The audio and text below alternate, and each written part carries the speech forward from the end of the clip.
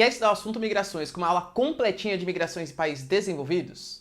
Então, ó, se liga aí no vídeo.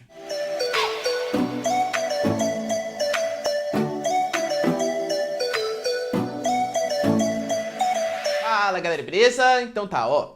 Na aula de hoje a gente vai discutir um pouquinho sobre o desenvolvimento da migração nos países desenvolvidos. Lembrando que, claro, né, existem vários países desenvolvidos, eu vou ficar analisando aqui com vocês, como a migração na Áustria, a migração na Alemanha, a migração na França, não. Eu vou agrupar em duas regiões mais importantes, que são os Estados Unidos, país super importante, super relevante para vestibular, para sua provinha, e também falar de Europa, tá? Pegando os Estados Unidos, que eles têm uma história muito interessante sobre o conceito de migração. Uma coisa importante, hein? Os Estados Unidos, ele é um país formado por imigrantes. Os Estados Unidos foi formado dessa maneira. Se a gente pegar a população nativa norte-americana, sabe quem que eram? A população indígena. E aí, você considera hoje que os nativos americanos são os indígenas? Com certeza não, né? Hoje, quando você fala de um americano, de um norte-americano e de um estadunidense, é muito provável que a imagem de um WASP na cabeça de vocês. Professor, nossa, o WASP é sensacional, né? O que é o WASP? Pensa no meu inglês, hein? White Anglo-Saxon Protestant, ó. Ou seja, aquele típico cidadão branco americano. Mas esse cara não é a população nativa americana. Esse cara são principalmente os europeus que vieram ali, principalmente no final não, mas na metade do século XIX. A gente vai entender o porquê. Mas antes da gente pegar uns spoilers da aula, eu queria comentar com vocês sobre os Estados Unidos. Os Estados Unidos, ele começou o seu processo de formação como um país mesmo em 1776, com o seu processo de independência. Lembrando que os Estados Unidos, ele era colônia da Inglaterra e ele era dividido, né? O norte era uma colônia mais de povoamento, não tinha exploração ali de açúcar ou coisa que valha. Já no sul dos Estados Unidos, tinha uma plantação de algodão bastante significativa, um esquema de plantation, era como se fosse uma colônia de exploração. Então os Estados Unidos, ele tinha essa diferença bem grande, tá bom? Quando os Estados Unidos ele conseguiu a sua independência, os Estados Unidos não é igual aos Estados Unidos que a gente conhece hoje. Os Estados Unidos, ele era, ó, se eu fizer pra vocês um mapinha esquemático, hein, galera, esquemático, ó, dos Estados Unidos, não, professor, isso aqui é um balãozinho de fala, não é, isso aqui é os Estados Unidos, tá? Os Estados Unidos, como que ele era? Ele era isso aqui, ó, esse trechozinho aqui, as chamadas 13 colônias. Eu vou colocar pra vocês o mapa de verdade também, acho que facilita, né, pra vocês entenderem, mas pra questões didáticas, acho que esse aqui é um pouquinho mais fácil. Aqui era chamadas 13 colônias. Beleza, conseguiram a independência. Só que eles tinham o sonho de conquistar os dois oceanos. Por quê, professor? Porque olha a vantagem evolutiva, a vantagem comercial, a vantagem geopolítica que te dá você ter acesso ao Oceano Atlântico e acesso ao Oceano Pacífico. É muito importante, percebe? Então o que os americanos fizeram? Apesar de, na época, ter acesso somente ao Oceano Atlântico, eles começaram com um processo de tentar conquistar os territórios a oeste, num movimento que, o nome acho que é bem explicativo, ficou conhecido como a Corrida para o Oeste. Professor, qual que era a ideia da Corrida para o Oeste? É os Estados Unidos sair somente do Oceano Atlântico e conseguir conquistar também o Oceano Pacífico, que está aqui do outro lado. Professor, deu certo? Claro que deu, né? Se vocês forem observar, claro que os Estados Unidos têm uma história muito significativa, super importante, mas um dos fatores que lhe garantiu essa primazia geopolítica, esse avanço, essa pujança econômica, foi justamente o acesso aos dois oceanos. Foi um fator super importante. Pessoal, e como que eles conseguiram fazer essa corrida para o oeste? De várias maneiras. Por exemplo, teve o território da Louisiana, que pertencia à França. Eles foram lá, através de acordos, compras, negociaram com os franceses. O território de Oregon pertencia aos ingleses. A Flórida pertencia à Espanha. O Alasca pertencia à Rússia, por exemplo. Toda essa parte aqui, toda essa parte, mais ou menos por aqui, assim, ó. Isso aqui era tudo pertencente aos mexicanos. Aliás, olha que coisa importante, né? Vamos tentar comparar os nomes? Aqui onde eram as 13 colônias, colônias inglesas. A gente tem cidades Detroit, Boston, Nova York, Pittsburgh, Chicago. Todos os nomes, galera, com uma fonia um pouco mais anglo-saxônica. Vamos pensar aqui os territórios a oeste. São Francisco, San Diego, Rio Colorado, Califórnia, Novo México. Acho que faz bastante sentido, galera. Vocês conseguem perceber o quanto que esses territórios aqui, eles pertenciam ao México pela cultura hispânica, até pela fala, tá bom? Isso aqui tudo pertence ao México. Só que ao México, eles, assim, não fizeram muito acordo, não. O que eles fizeram foi literalmente roubar o território, através de guerras, ocupações, eles roubaram mais ou menos metade do território mexicano.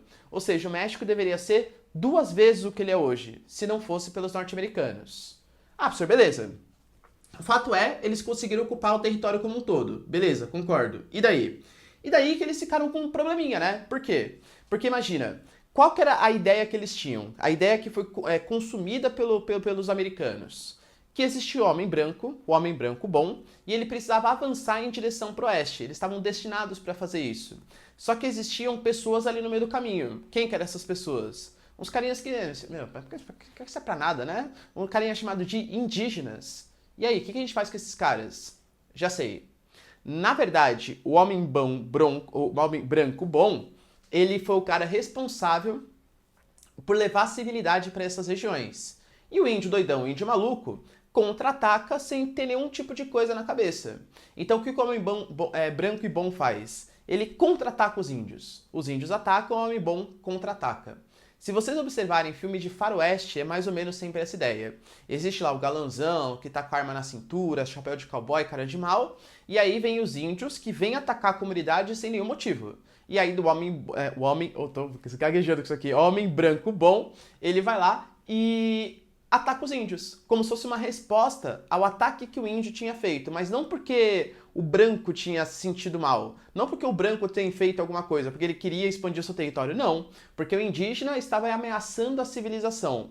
Essa é a história da corrida para o oeste. Essa é a história, o pensamento que percorre a cultura americana. Isso sempre existiu, o índio como um cara maluco, um cara que não tem civilidade e precisa ser controlado pelo homem branco, tá bom? Então, os norte-americanos foram praticando literalmente um genocídio contra a população indígena que aqui morava. E ficaram com o território inteirinho para eles. Só que não tinha ninguém para ocupar. E agora? Como que a gente vai conseguir ocupar esse território?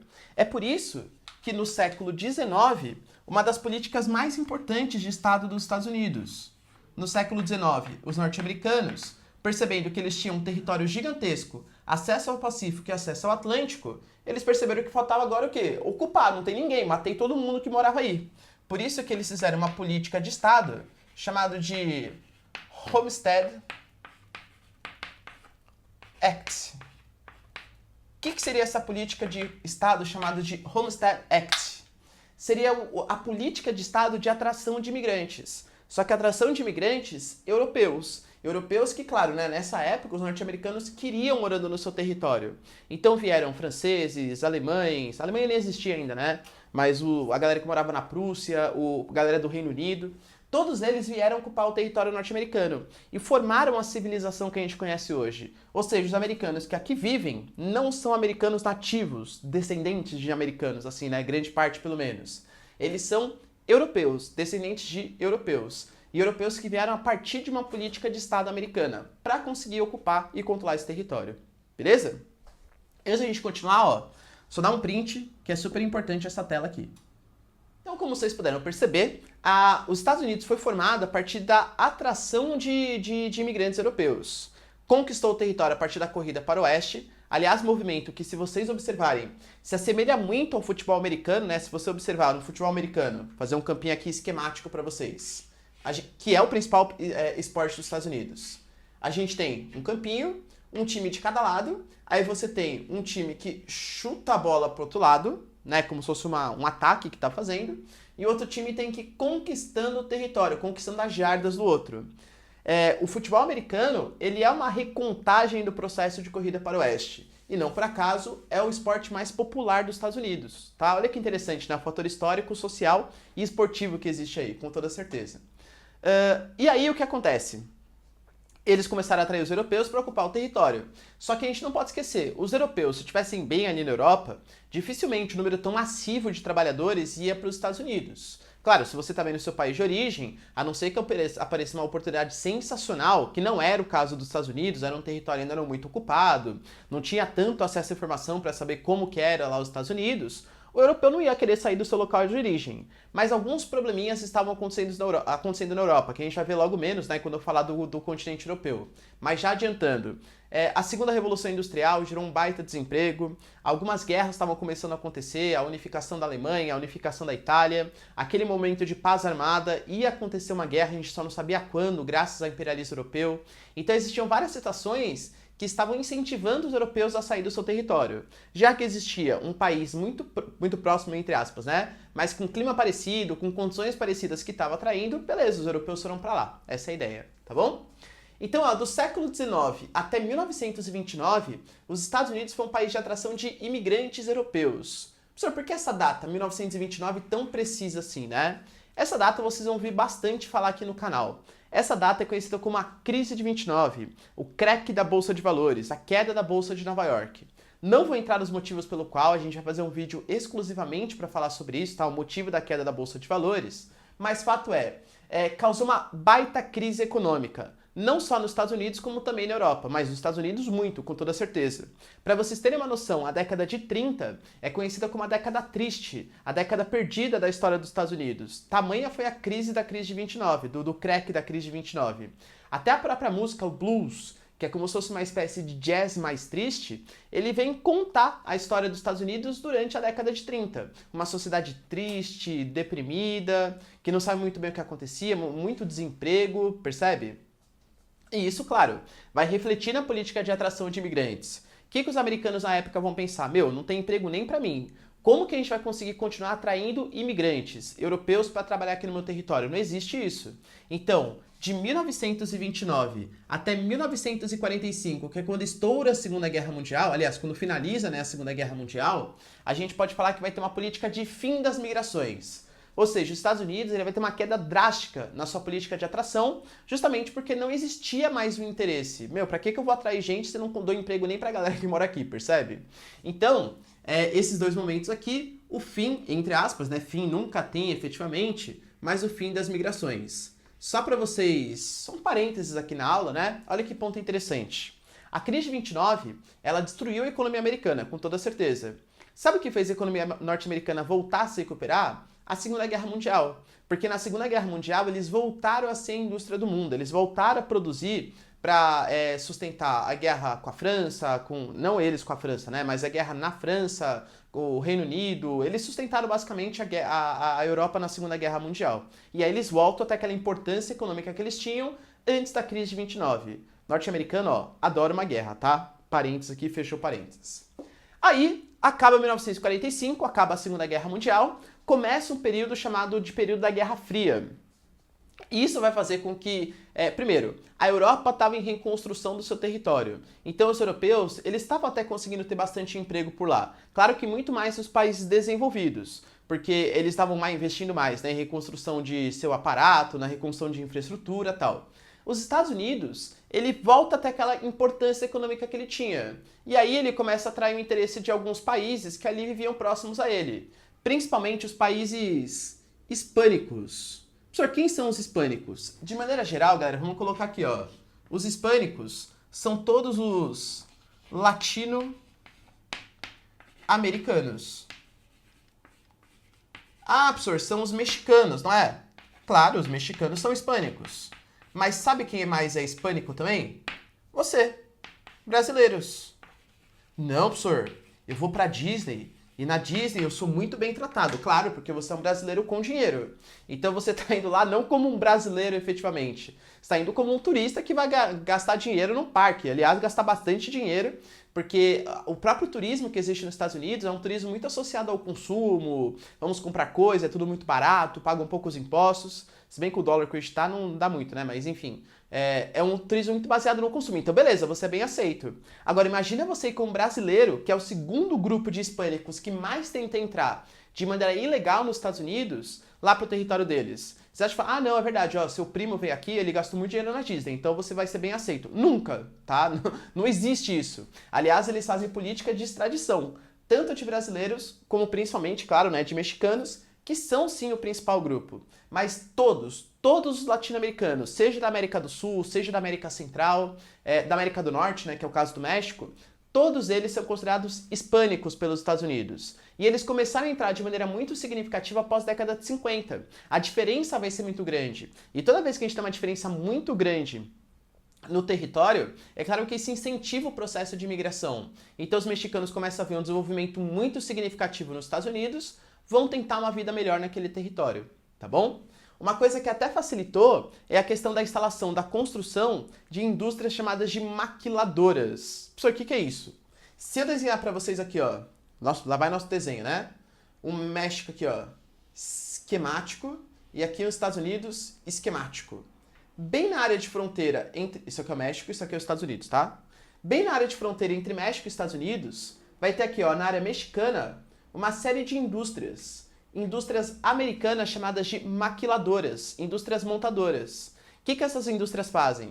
Elas recebem peças norte-americanas, produzem com seu baixo custo de produção aqui e revendem para os Estados Unidos. Ou seja, os Estados Unidos ele explora a mão de obra mais barata, as leis ambientais menos rígidas, o aluguel da terra mais barato, para produzir mais barato e revender para o seu mercado consumidor. Só que, claro, isso incentivou a construção de uma série de indústrias aqui. Junto com a indústria, vem pessoas, vem urbanização. Ou seja, a ocupação que a gente tem na área de fronteira aqui do México com os Estados Unidos, ela é muito grande mesmo. Existem várias cidades densamente povoadas. E, de novo, se você junta um monte de pessoas na área de fronteira, a área de fronteira por parte dos americanos é um deserto que existe aqui, tá? O deserto do Arizona, do Texas e tal, isso incentiva bastante a migração de maneira ilegal. Para tentar resolver isso aí, o Bill Clinton, à época, né, presidente americano, ele iniciou o processo de construção de um muro. O muro ali na fronteira que separa Estados Unidos e México, ele não está finalizado. Mas aí a gente teve, né, acho que é um caso bem conhecido, em 2017, Donald Trump, ele, né, o republicano, foi eleito, e uma das suas promessas de campanha era não construir o muro, porque o muro ele já existe, mas terminar a construção de um muro, se possível, fechar toda a fronteira, porque não é fechado toda a fronteira, né, mas fechar toda a fronteira que separa Estados Unidos e México, e mais, fazer um muro inteligente. Um muro, não sei exatamente o que é um muro inteligente, tá? Mas provavelmente com câmeras, inteligência artificial, para facilitar ainda mais conseguir pegar esses mexicanos que tentam atravessar a fronteira para viverem de maneira ilegal, tá? Temos dois pontos aí. Primeira coisa, os mexicanos principalmente, mas os hispânicos, né, de maneira geral, eles têm uma importância muito grande no território americano. Tem até um documentário que eu recomendo para vocês, chamado Um Dia Sem os Hispânicos. Ele mostra como que seria uma sociedade americana se os hispânicos sumissem por um dia. Porque os hispânicos são a galera que faz o trabalho braçal. É o cara, por exemplo, que acorda cedinho para lavar a casa, é o cara que é a moça ou o cara que faz a limpeza da sua casa. São os trabalhos, galera, que em geral eles são menos valorizados pela sociedade, mas eles têm uma importância gigantesca que sem eles a sociedade não funciona, tá? É nítido, não funciona a sociedade americana sem os hispânicos. Eles têm uma importância muito grande. Existe até um novo dialeto que vem surgindo no sul dos Estados Unidos, que a gente fala que é o Spanglish. O que seria o Spanglish? É a junção do espanhol com o inglês. Por isso, né? Spain e English. Alguns termos vêm surgindo no sul dos Estados Unidos, coisas assim, que misturam as duas línguas. É engraçadíssimo. Por exemplo, talvez quem entenda um pouco mais de inglês sabe o significado da palavra cool. Por favor, é em inglês, né? Cool quer dizer assim, legal, tipo, bacana, tá, cool, ok, tá, tipo, legalzinho. Quando a gente fala o íssimo, esse íssimo é muito coisa de hispânico, né, a língua latina falar, tipo, isso aqui é boníssimo, isso aqui é legalíssimo, isso aqui é arriscadíssimo, por exemplo. É como se fosse uma intensidade, né, esse íssimo vem de uma intensidade. No sul dos Estados Unidos é já comum você ouvir falar o coolíssimo, ou seja, coolíssimo, você junta os dois, uma coisa de vertente inglesa e uma coisa de vertente hispânica, e junta para formar um novo dialeto que ali existe. Miscigenação de culturas no sul dos Estados Unidos, justamente pela presença massiva de hispânicos. Para quem já foi para Disney, para quem já foi todos os territórios ao sul dos Estados Unidos, sabe, muita gente fala, tem mais hispânico, mexicano do que propriamente americano. Se você quiser, você pode ficar falando espanhol, muitas vezes até falar português, porque tem muito brasileiro mesmo, do que falar inglês naqueles territórios. É muito forte a presença, tá bom? E aí o que acontece? A gente tem hoje, né, o Trump no comando dos Estados Unidos, que é um republicano e prometeu reforçar essas fronteiras. Só que, claro, os democratas O Trump ele pediu, galera, uma bolada bem significativa, tá? Bilhões para conseguir fazer esse muro. Os democratas, oposição na Câmara, não autorizaram isso. Então tá uma briga política bem intensa. O Trump até hoje não conseguiu fazer o muro que ele tinha prometido. Durante a sua campanha, ele falou que, na verdade, é doidão, né? Ele falou que ele ia construir o muro e que os mexicanos iam pagar pela construção do muro, porque ele estava construindo por causa dos mexicanos. É claro que foi uma promessa de campanha que não tem o mínimo cabimento obrigar um país a pagar um muro no seu território, percebe? Mas enfim, essa é a ideia. A gente fala que esses caras que vão trabalhar de maneira legal, eles são chamados de os braceiros, os trabalhadores braçais que vão ali ocupar, tá? Só que a gente não pode esquecer também que tem um outro grupo, principalmente após a década de 70. A década de 70 vai ser quando os Estados Unidos ele vai sair, se a gente pegar, né, de novo o nosso mapinha esquemático dos Estados Unidos. Se a gente pegar os Estados Unidos, ele é muito mais ocupado assim, ó, nessa porção nordeste do seu território. Porque lembrando, né, aqui eram as 13 colônias, o norte era a região mais desenvolvida das 13 colônias, que hoje é o nordeste dos Estados Unidos. Pós a Segunda Guerra Mundial, vai ter um deslocamento dessas áreas mais importantes para a costa oeste e para a costa sul. E isso cria uma série de oportunidades. Aqui em Los Angeles, a gente tem o Vale do Silício aqui, por exemplo, até no sul dos Estados Unidos também, tá? E isso vai fazer com que a comunidade nipônica e a comunidade asiática, de maneira geral, passe a ocupar bastante esse território da costa oeste. E alguns vindo, inclusive, para o nordeste dos Estados Unidos. Chineses, coreanos. Você já deve ter ouvido falar, por exemplo, da famosíssima Chinatown, que é uma cidade que existe nos Estados Unidos, percebe? Até quem já jogou GTA sabe disso, beleza? Mas é muito significativa essa ocupação do território, principalmente após a década de 70. Hoje, os Estados Unidos, ele tem uma população que ela é formada por 4 grandes grupos, vamos colocar assim. Nós temos os WASP, que é o típico cidadão branco, né? White Anglo-Saxon Protestant, ou seja, o branco norte-americano. Nós temos a população de hispânicos, que é uma população que cresce, é crescente, até porque a imigração ilegal ela está tentando ser controlada, mas ela ainda existe. E os hispânicos, em geral, eles têm uma taxa de reprodução muito maior do que a população branca norte-americana, que é a população que percentualmente mais cai. Nós temos os asiáticos, que é uma população grande hoje, percentualmente falando, e que é a população que mais cresce percentualmente falando. Em números totais são os hispânicos, com toda certeza, mas percentualmente falando, os asiáticos é a população que mais cresce, e a população negra nos Estados Unidos. População negra que se concentra ainda hoje muito no sul dos Estados Unidos, associada a um passado escravocrata do sul dos Estados Unidos. A gente não pode esquecer, que nem eu falei para vocês, que durante o período colonial, o sul dos Estados Unidos, ele era fortemente ocupado por plantations de algodão, escravidão e tal. E mesmo com o fim da escravidão que aconteceu ali no território, as políticas de miscigenação, as políticas de racismo mesmo que existem nos Estados Unidos, elas são muito significativas. Para vocês terem uma noção, a gente tem nos Estados Unidos, por exemplo, movimentos como a Ku Klux Klan ainda hoje. Alguns filmes retratam isso, né? Infiltrados na Clã, Mississippi em Chamas, são filmes bem interessantes. A Ku Klux Klan, por exemplo, ela tem uma política clara de Estado de finalização dos povos negros que ali existem. É uma política altamente racista, com toda certeza.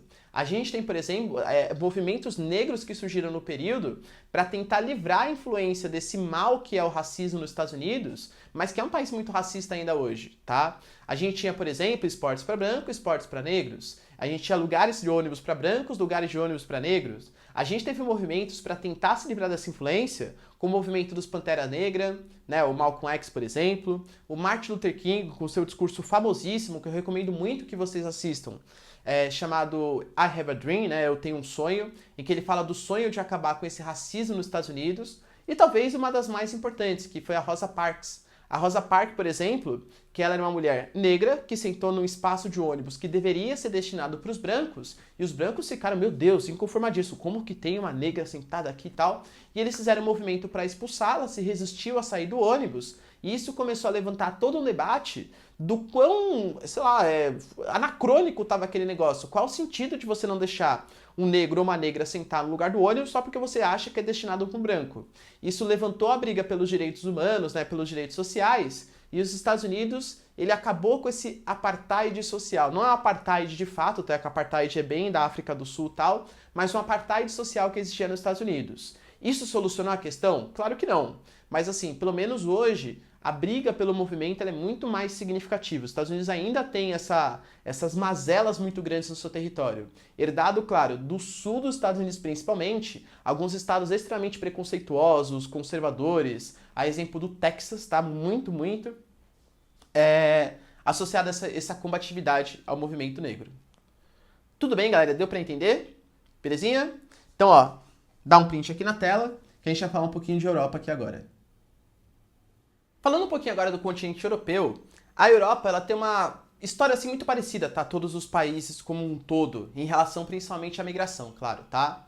Eu vou analisar uma história um pouco mais recente da Europa, não quero analisar as migrações lá de antes da Idade Média, coisa que valha.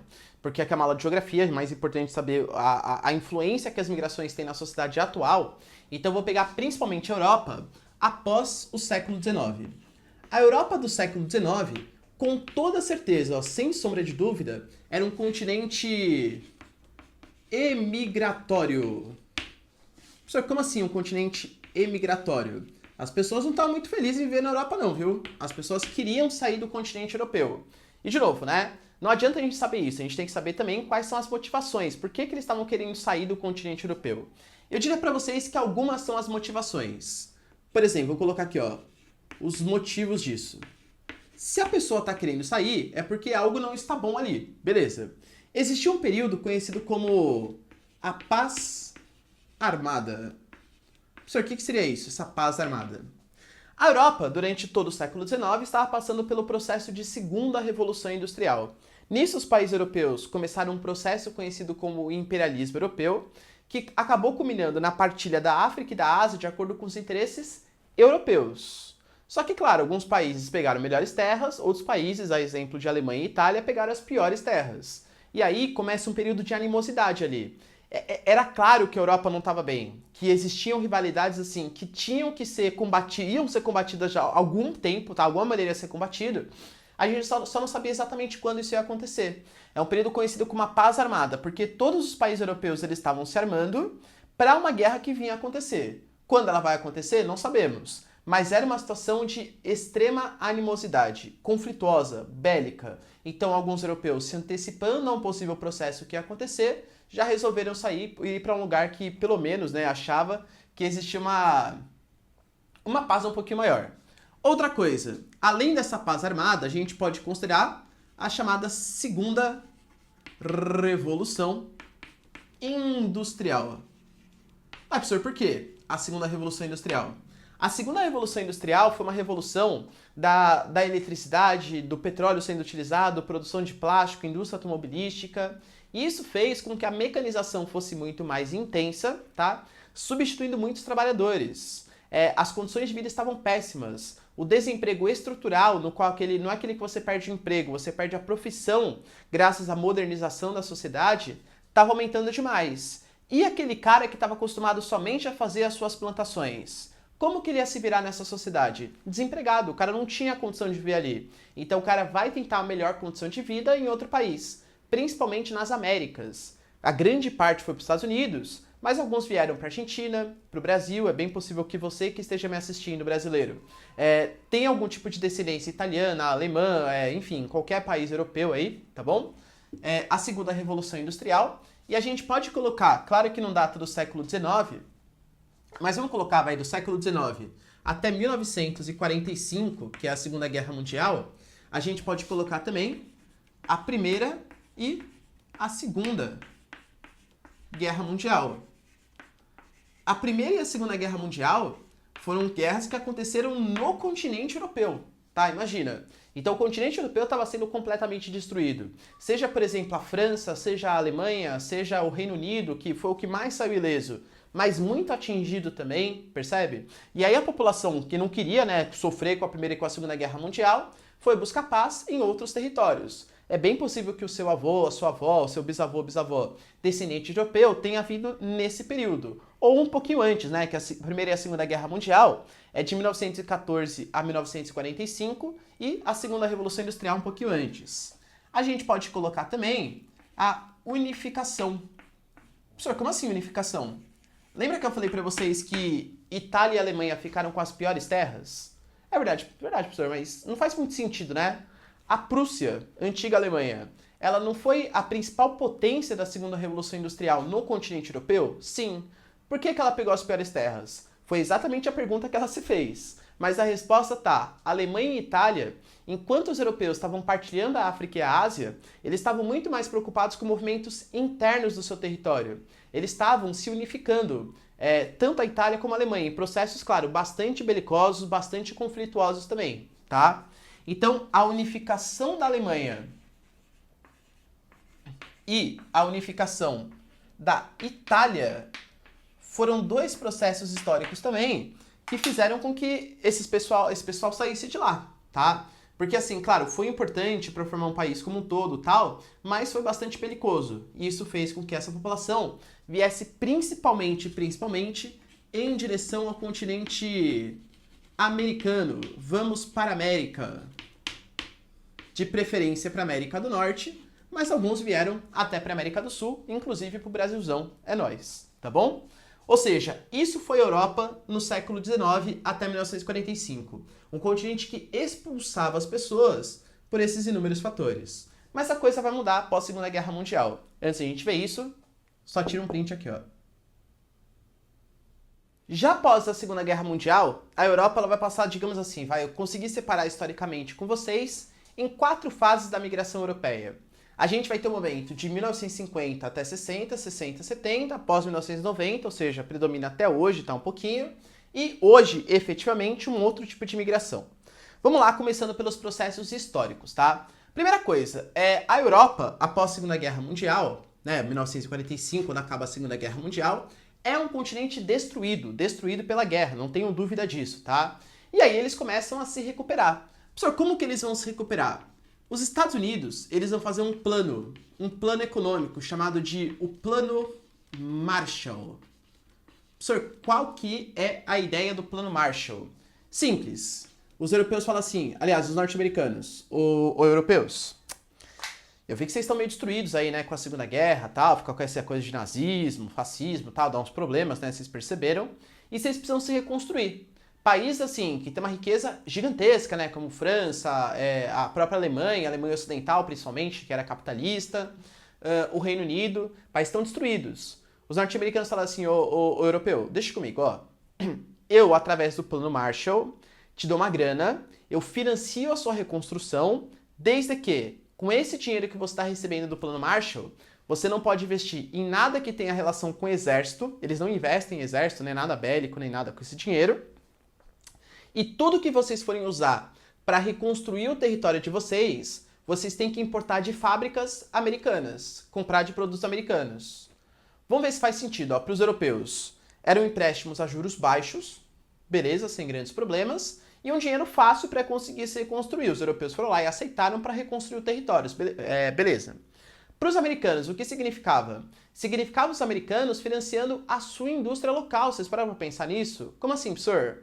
Os americanos estão dando dinheiro para os europeus, mas esse dinheiro está voltando em forma de compra de produtos industriais americanos. E essas indústrias geram empregos, pagam impostos, movimentam a sociedade americana. Ou seja, os americanos eles conseguiram manter uma dependência geopolítica muito importante da Europa, que conseguiu se construir com dinheiro americano e se mantendo capitalista, e ainda financiaram a própria indústria local, uma jogada de mestre dos americanos. Isso foi o Plano Marshall, esse financiamento que aconteceu pós-Segunda Guerra Mundial. Tudo bem?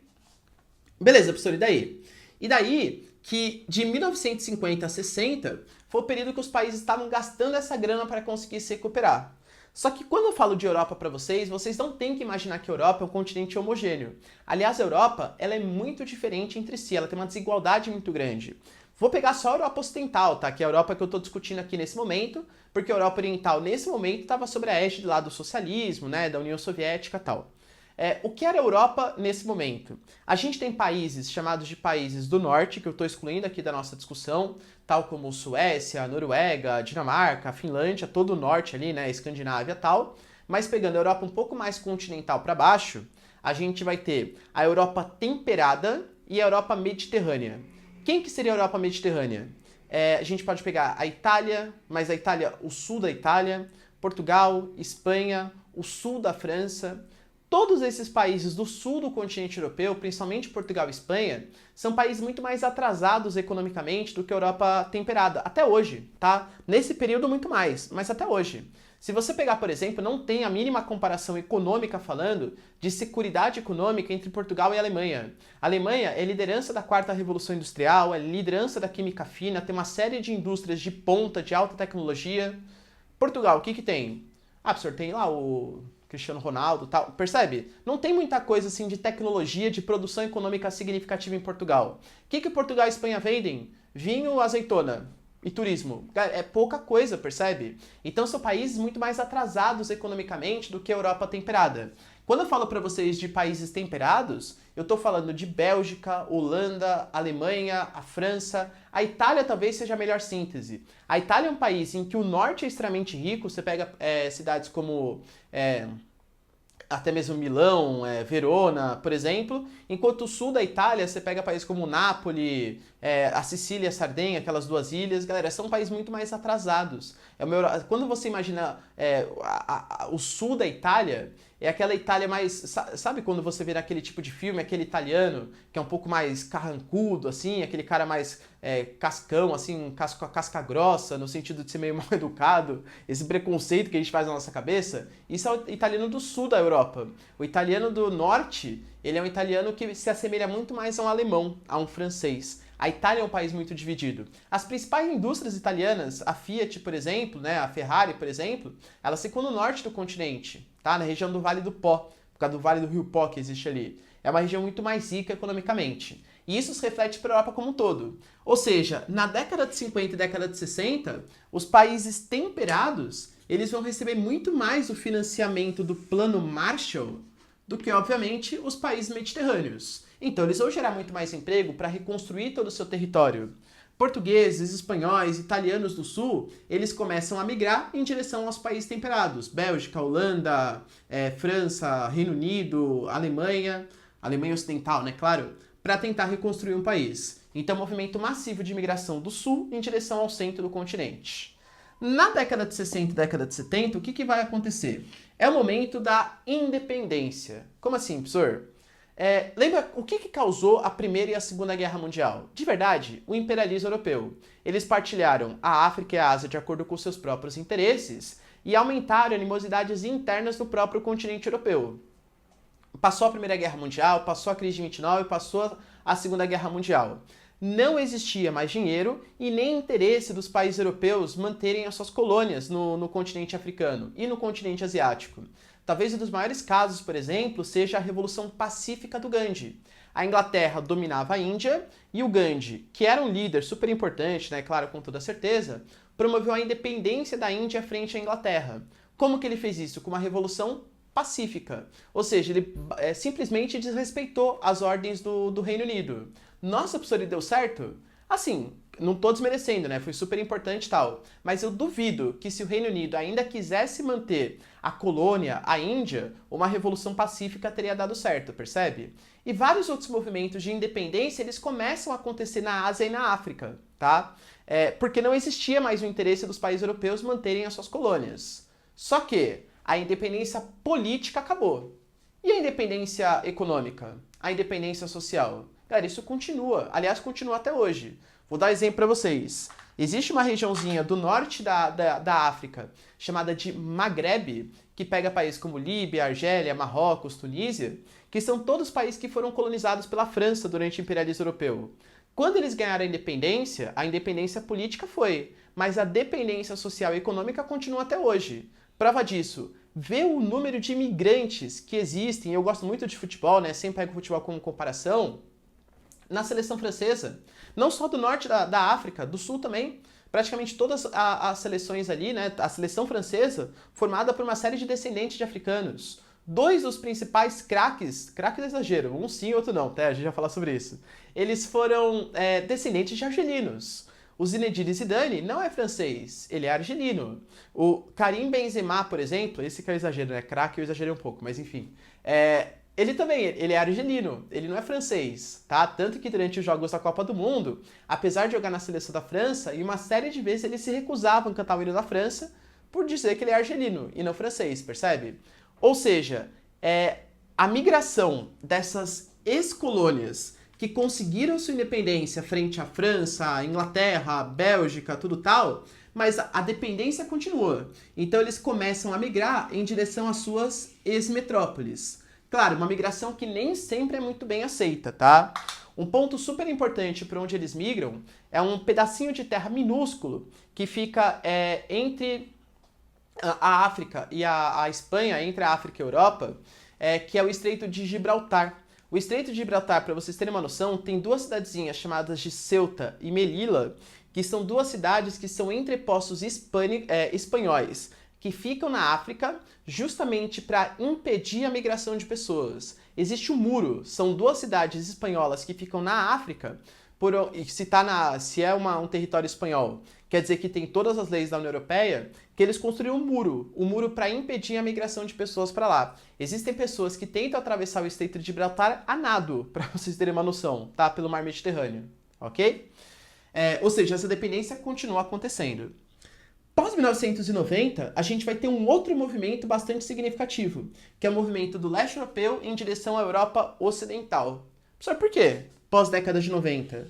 Pós-década de 90 é quando acaba a Guerra Fria, ou em 89 com a queda no Muro de Berlim, ou em 91 com o fim da União Soviética. E aí o que acontece? Todas essas populações que viviam na Europa Oriental começam a migrar em direção à Europa, toda assim, exagero, né? Mas grande parte em direção à Europa Ocidental, em busca de melhores condições de vida. O fim da Guerra Fria, ele expôs a diferença gigantesca que existia entre o bloco socialista e o bloco capitalista na Europa. E aí começa uma migração massiva. Eu digo para vocês, não só de pessoas, mas até mesmo de mentalidade. Como assim, professor? Na época, a União Soviética tinha uma série de influências sobre Letônia, Lituânia, Estônia, Romênia, Bulgária, mesmo a Croácia, que era da Iugoslávia, mas também era um país socialista. Todos esses países foram para o lado ocidental da força, pós a Guerra Fria. Começaram a fazer parte da União Europeia. Por quê? Porque não suportavam mais a ideia de uma Europa oriental, de uma Europa socialista. Se isso aconteceu com países que você tem que mudar toda a geopolítica e sair da influência da Rússia, imagina com pessoas que estão vendo que, por exemplo, a Alemanha Ocidental é muito melhor que a Alemanha Oriental, que, sei lá, a Alemanha, vou pegar outro exemplo, a França, por exemplo, é muito melhor do que acabou ficando a Ucrânia, por exemplo. Então começa uma migração massiva de pessoas. A gente não pode esquecer só uma coisa. Mesmo que esses países, após a década de 90, eles tenham entrado na União Europeia, para não gerar uma grande proporção de trabalhadores muito mais baratos na União Europeia, esses países novos, de maneira geral, via de regra, eles não fazem parte do espaço Schengen. O que é espaço Schengen? É um espaço de livre circulação de pessoas que existe na União Europeia.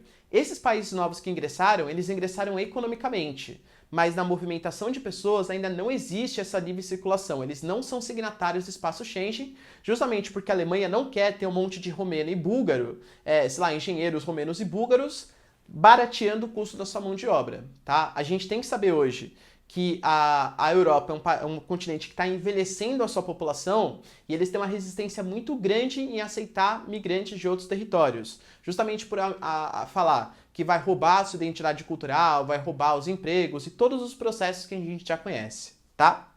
E hoje, claro, não menos significativo, nós temos a questão dos refugiados, que também mexe com a questão da União Europeia. Por quê?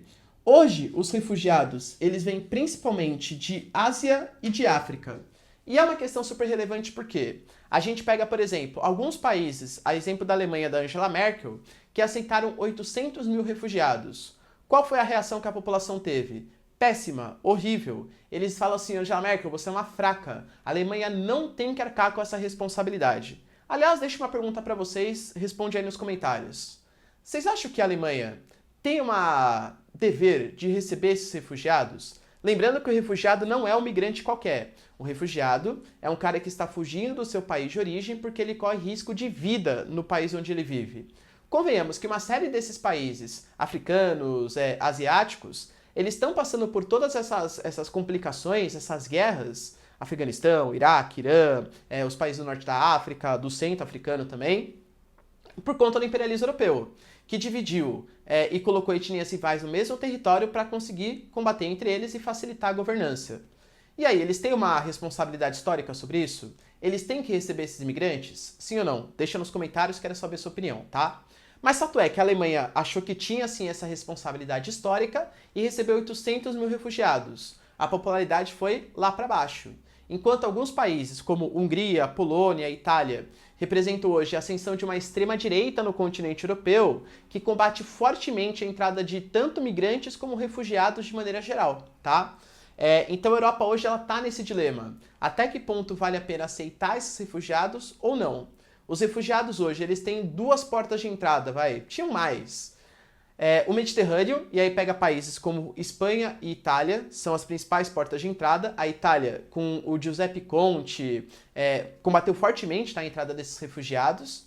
E, por parte mais da região do Oriente, do continente, a Grécia e a Turquia são as duas portas de entrada. E olha a importância geopolítica que eles têm. Por quê? Porque se Grécia e Turquia falarem assim, olha, vou abrir a porta e deixar entrar todos os refugiados, isso causa um problema ainda mais grave no continente europeu. E o pior é que Turquia e Grécia estão ficando cada vez mais pé da vida. A Turquia, por não receber o apoio que deveria, segundo o Erdogan, que é o líder turco hoje, do continente europeu, e a Grécia, por alegar que já faz parte da União Europeia, ao contrário da Turquia, e que tem que arcar com um monte de refugiado e não pode deixar esses caras entrarem. Só que a Grécia é um país que está afundado em dívida, isso a gente sabe há quanto tempo, percebe? Então existe um debate muito sério aí, até que ponto vale a pena e como que a gente vai conseguir receber esses refugiados. Hoje, o espaço Schengen está sim em crise. Esse espaço de livre circulação de pessoas está em crise no continente europeu. Belezinha, galera? Deu para entender toda essa migração nos países desenvolvidos? Se vocês tiverem alguma dúvida, deixa nos comentários que eu vou buscar responder para vocês. No mais, compartilhe esse vídeo, deixe seu like, que isso ajuda bastante o canal. E é isso aí. Beijos, abraços e tchau, galera. Até mais.